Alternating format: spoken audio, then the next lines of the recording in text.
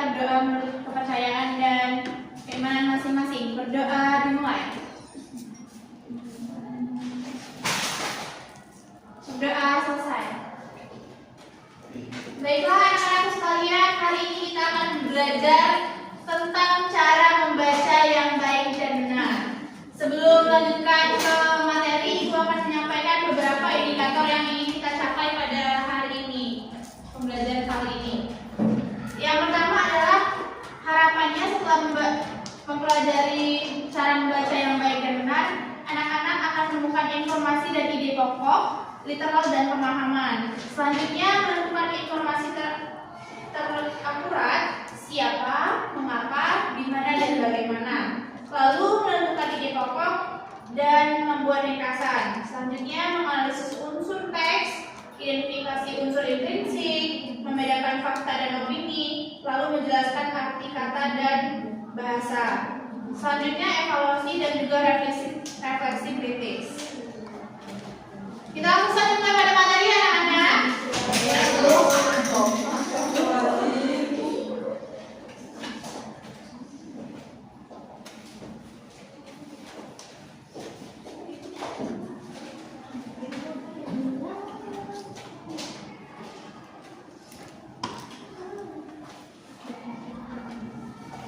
Ada yang tahu dengan apa itu membaca anak-anak? Ada Bu. Boleh silakan Najwa. Membaca adalah suatu proses yang dapat membaca untuk memperoleh suatu informasi. Baik, nice, terima kasih Najwa. Ada lagi yang ingin mempertanyakan? Ya, Cynthia. Membaca.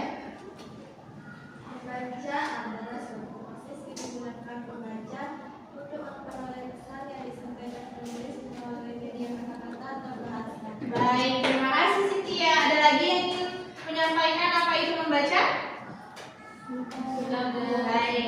Yang disampaikan oleh teman-teman tadi sudah sangat tepat dan juga benar. Membaca adalah suatu proses yang dilakukan oleh pembaca untuk memperoleh pesan ataupun informasi yang ingin disampaikan oleh penulis melalui media kata-kata ataupun bahasa tulis.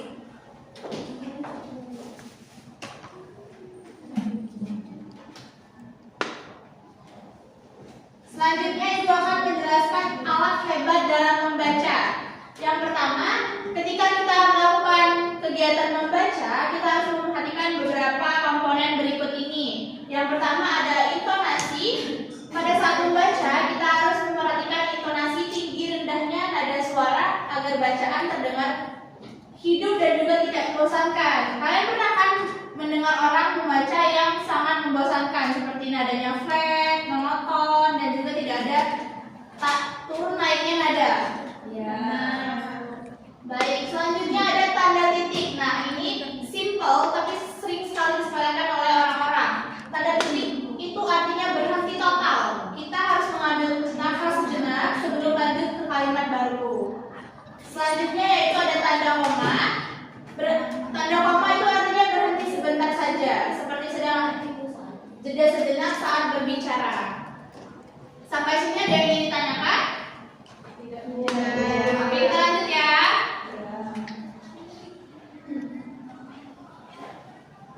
Mari mengamati. Ini Ibu ada satu contoh teks membaca, yaitu berjudul atau bertemakan Taman Sekolah Kami. Bisa dibaca bareng-bareng anak-anak?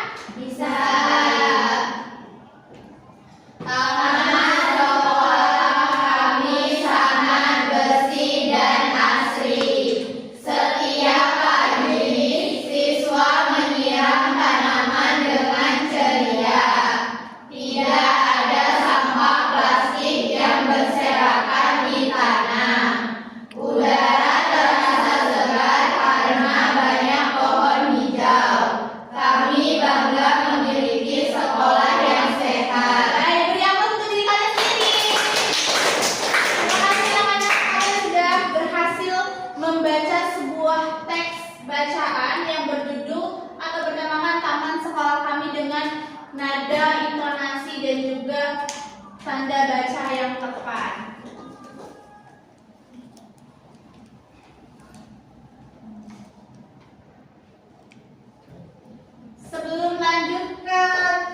tugas detektif cilik atau tugas kalian, ada yang ingin menyampaikan kembali nggak tentang bagaimana cara membaca yang baik dan benar menurut versi kalian sendiri?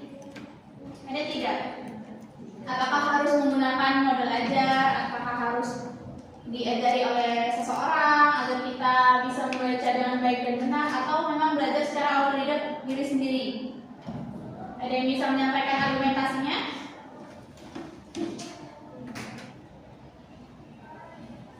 Ada? Jika tidak, kita lanjutkan ya. Nah, tugas detektif cilik yaitu cari ide pokoknya. Apa itu ide pokok?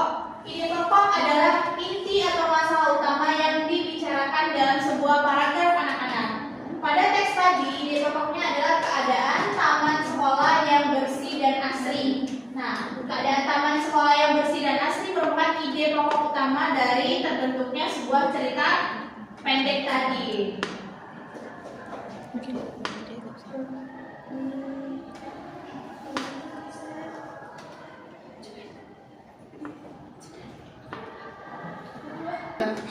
Baiklah anak-anak, kita lanjutkan ya sesi belajar kita.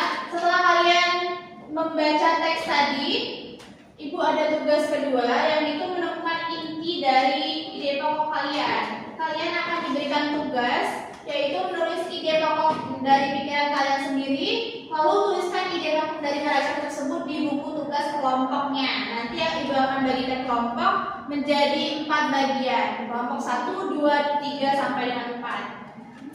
Mengapa menjaga kebersihan itu penting? Diskusikan dan juga sertakan alasannya. Silakan dicatat ya anak-anak. Ya, Bu. Sembari mencatat, Ibu akan menuju ke slide berikutnya.